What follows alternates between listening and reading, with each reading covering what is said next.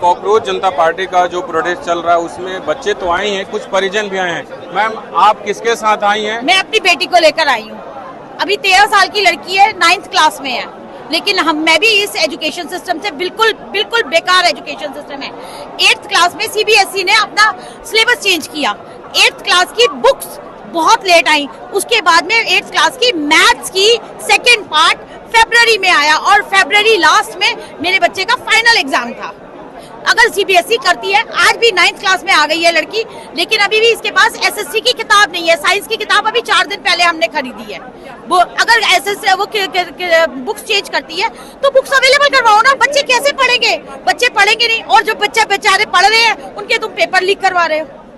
Paper leak ऐसे इतनी आसानी से पेपर लीक नहीं होते, तो एक माँ नहीं होते। ये भारत सरकार, ये प्रधान जी जो है, इनको हटाया जाए। इनकी जगह और कोई कैपेबल आदमी होगा बीजेपी में, ढूंढो ना। कहीं कोई कैपेबल होगा, मत तुम दूसरी पार्टी से लाओ, अपनी पार्टी से ही कोई कैपेबल आदमी लाओ। रोज पेपर लीक हो रहे हैं, बच्चे कितनी तैयारी करेंगे?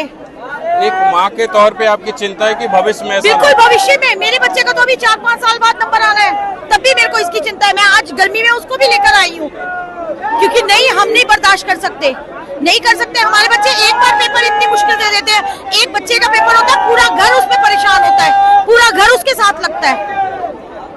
आप क्या कहेंगी, ये प्रोटेस्ट में आप आई हैं, अभी तो आप 9th में हैं, जिस तरीके से पेपर लीक हुआ और जिस तरीके से छात्र परेशान हैं, आप क्या सोचती हैं?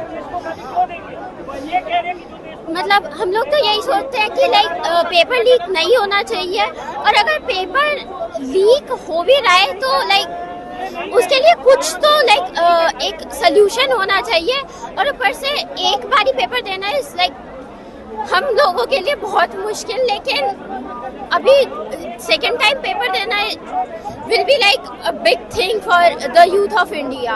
एक तो पेपर लीक हुआ, बताइए, और एक जो पेपर कैंसिल हुआ CUET का, क्या हुआ? वो क्या सरकार कहाँ देख रही है? सरकार से एक सिस्टम नहीं संभाला जा रहा।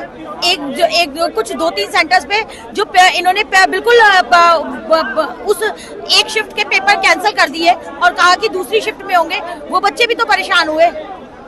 क्या बच्चों को ही बस सिर्फ एक बच्चों को परेशान कर रहे हैं? नहीं संभल रहा एजुकेशन सिस्टम, नहीं संभल रहा, छोड़ दो पद, कोई और कोई और पद दे दो उनको।